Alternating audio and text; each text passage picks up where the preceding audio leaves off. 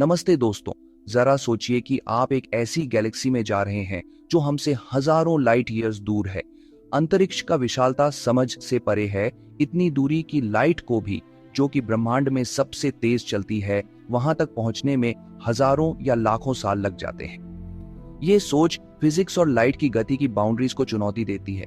ये अद्भुत संभावना है वर्म होल्स की, जो कि स्पेस टाइम के फैब्रिक में थियोरेटिकल शॉर्टकट्स माने जाते हैं।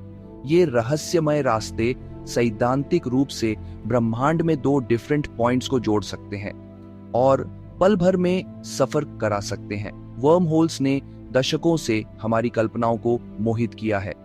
इंटरस्टेलर जैसी साइंस फिक्शन किताबों और फिल्मों में दिखाई देते हैं। ये कहानियां हमारी जिज्ञासा को बढ़ावा देती है और हमें अज्ञात का पता लगाने के लिए प्रेरित करती है। दोस्तों, कल्पना कीजिए कि एक कागज का टुकड़ा अंतरिक्ष के विशाल विस्तार को दर्शाता है। यदि आप कागज के विपरीत एजेस पर दो बिंदु बनाते हैं तो वे बहुत दूर दिखाई देते हैं। कागज को आधा मोड़ने पर दो दूर के बिंदु पास आ जाते हैं। ये कल्पना करने का एक सरल तरीका है कि वर्म होल कैसे काम कर सकता है। एक वर्म होल सैद्धांतिक रूप से एक कॉस्मिक फोल्ड की तरह काम करता है, जो स्पेस टाइम के दूर के क्षेत्रों को जोड़ता है। यह एक सुरंग बनाता है जिसके माध्यम से कोई एक बिंदु से दूसरे बिंदु तक लगभग तुरंत यात्रा कर सकता है। वे हमें दूर के सितारों और गैलेक्सीज की यात्रा करने की अनुमति दे सकते हैं, शायद जीवन के अन्य रूपों का भी सामना कर सकें। संभावनाएं उतनी ही विशाल हैं जितना कि ब्रह्मांड स्वयं। दोस्तों, एक वर्म होल असल में स्पेस टाइम में एक सुरंग या शॉर्टकट होता है जो ब्रह्मांड में दो डिफरेंट प्लेसेस को जोड़ता है। सोचिए, एक ऐसा पुल जो बहुत बड़ी दूरी को पार करता है, बल्कि समय और स्पेस की सीमाओं को भी तोड़ देता है। यही एक वर्म होल का असली मतलब है। ये समझने के लिए कि वर्म होल कैसे काम करता है, हमें स्पेस टाइम को समझना होगा। दोस्तों, स्पेस टाइम हमारे ब्रह्मांड का 4 डायमेंशनल ढांचा है, जिसमें 3 डायमेंशंस हैं, लंबाई, चौड़ाई और ऊंचाई, और एक आयाम समय का है। आइंस्टीन के थ्योरी ऑफ रिलेटिविटी के अनुसार तारे और ब्लैक होल जैसी विशाल वस्तुएं स्पेस टाइम के स्ट्रक्चर को मोड़ देती हैं। इसी मोड़ को हम ग्रेविटी कहते हैं। एक वर्म होल इसी मोड़ को चरम पर ले जाता है और एक सुरंग जैसी संरचना बनाता है जो स्पेस टाइम में दो डिफरेंट पॉइंट्स को जोड़ती है।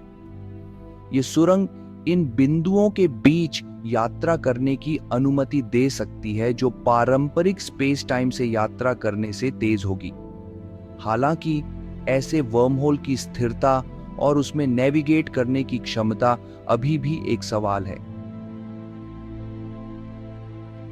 दोस्तों, वर्म होल्स को समझने के लिए स्पेस टाइम की अवधारणा बहुत जरूरी है। स्पेस टाइम एक 4 डिमेंशनल स्ट्रक्चर है जो 3 डिमेंशंस को समय के डिमेंशंस के साथ जोड़ती है। ये विचार पहली बार अल्बर्ट आइंस्टीन ने अपने थ्योरी ऑफ रिलेटिविटी में प्रस्तुत किया था और इसने हमारे ब्रह्मांड के बारे में समझ को बदल दिया। स्पेस टाइम की कल्पना एक फ्लेक्सिबल शीट के रूप में करें, जैसे एक ट्रैम्पोलिन। यह एनालॉजी हमें यह कल्पना करने में मदद करता है कि विशाल वस्तुएं स्पेस टाइम के फैब्रिक के साथ कैसे इंटरेक्ट करती हैं। यदि आप चादर पर एक बोलिंग बॉल रखते हैं तो यह कर्वेचर का कारण बनेगी। यह कर्वेचर वस्तु के मास द्वारा बनाए गए ग्रेविटेशनल फील्ड का रिप्रेजेंटेशन करती है। दोस्तों, अब सोचिए कि शीट को आधा मोड़ा जाए ताकि दो दूर के पॉइंट्स मिल जाएं। यह एक वर्म होल के कॉन्सेप्ट का प्रतिनिधित्व करता है, जो स्पेस टाइम के माध्यम से एक थियोरेटिकल रास्ता है जो यूनिवर्स में लंबी यात्राओं के लिए शॉर्टकट बना सकता है। यह एक वर्म होल को दर्शाती है जो स्पेस टाइम का एक शॉर्टकट है। वर्म होल्स इसीलिए दिलचस्प है कि क्योंकि वे लाइट से भी तेज यात्रा करने की संभावना दिखाते हैं, जो फिजिक्स की हमारी समझ के अनुसार असंभव है। एक स्पेसशिप एक वर्म होल के एक सिरे में जा सकती है और दूसरे सिरे से निकल सकती है, जिससे वह सामान्य स्पेस में जाने की तुलना में बहुत कम समय में अधिक दूरी तय कर सकती है। ये कॉन्सेप्ट साइंस फिक्शन में बहुत लोकप्रिय है और इस पर अनगिनत स्टोरीज और मूवीज बनी हैं। लेकिन स्पेस टाइम में ऐसी फोल्ड बनाने और बनाए रखने के लिए एक खास चीज, नेगेटिव एनर्जी की जरूरत होती है। नेगेटिव एनर्जी हमारे रोजमर्रा की जिंदगी में नहीं होती और इसके गुण अभी भी काफी थियोरेटिकल हैं। नेगेटिव एनर्जी का एक अजीब और अनोखा रूप है जिसे कभी भी सीधे नहीं देखा गया, लेकिन थियोरेटिकली क्वांटम फिजिक्स द्वारा इसकी भविष्यवाणी की गई है।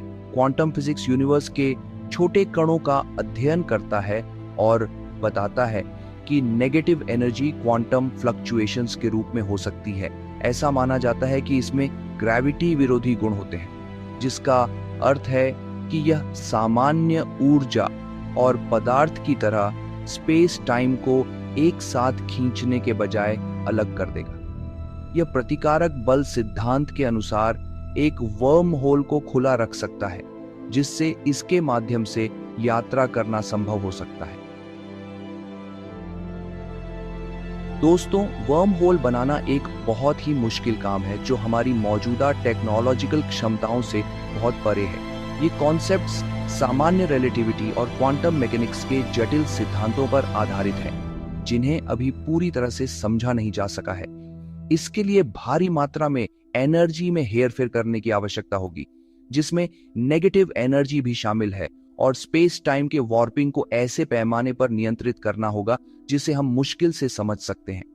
सबसे बड़ी चुनौतियों में से एक है पर्याप्त नेगेटिव एनर्जी उत्पन्न करना और उसका उपयोग करना। नेगेटिव एनर्जी एक थियोरेटिकल कॉन्सेप्ट है जो क्वांटम फील्ड थ्योरी से उत्पन्न होती है, जबकि क्वांटम फिजिक्स बताता है कि नेगेटिव एनर्जी मौजूद है। यह स्पष्ट नहीं है कि इसे वर्म होल बनाने के लिए आवश्यक मात्रा में एकत्रित और केंद्रित किया जा सकता है या नहीं।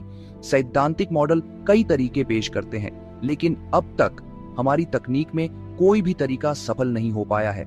इसके अलावा एक वर्म होल की स्थिरता एक बड़ी चिंता का विषय है। भले ही हम एक वर्म होल बनाने में कामयाब हो जाएं, लेकिन इसे उपयोगी होने के लिए पर्याप्त समय तक स्थिर रखना एक और बड़ी चुनौती है। सैद्धांतिक भौतिकविदों ने वर्म होल्स को स्थिर करने के लिए एक्सोटिक मैटर के उपयोग का प्रस्ताव दिया है, जिसमें नेगेटिव एनर्जी डेंसिटी है। भले ही हम इन तकनीकी बाधाओं को दूर करने में सफल हो जाएं, वर्म होल्स को बनाने और पार करने में बहुत जोखिम शामिल हैं। थियोरेटिकल मॉडल बताते हैं कि एक वर्म होल के मुहाने पर इंटेंस ग्रेविटी बल विनाशकारी हो सकते हैं। दोस्तों, सवाल है, क्या किसी ने वर्म होल बनाया है? हमारे हिसाब से नहीं। वर्म होल बनाने का कोई सही प्रयोग या देखी गई घटना नहीं है, लेकिन सोचें, अगर कोई इसे बना ले और गायब हो जाए तो क्या होगा? अगर वर्म होल बनाया जाता है और कोई उसमें जाता है, तो वे ब्रह्मांड के किसी दूर के हिस्से में या शायद किसी दूसरे यूनिवर्स में जा सकते हैं। ये वर्म होल की प्रकृति पर निर्भर करेगा, लेकिन अगर वे जाते हैं और वर्म होल टूट जाता है तो वे वापस नहीं आ सकेंगे।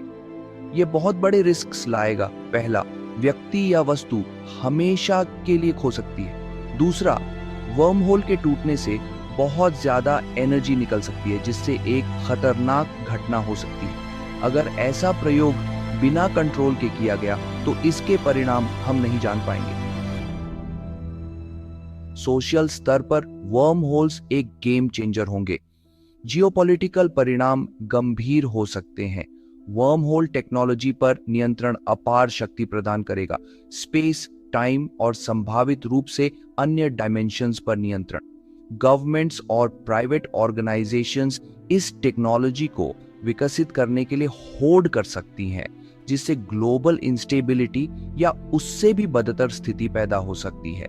देखने के लिए धन्यवाद। अगर आपको वर्म होल्स के बारे में यह जानकारी पसंद आई तो यूनिवर्स की हमारी समझ पर और जानकारी के लिए सब्सक्राइब करें और मुझे कमेंट्स में बताएं, क्या आपको लगता है कि इंसान कभी वर्म होल बना पाएगा और क्या हमें ऐसा करना चाहिए? धन्यवाद।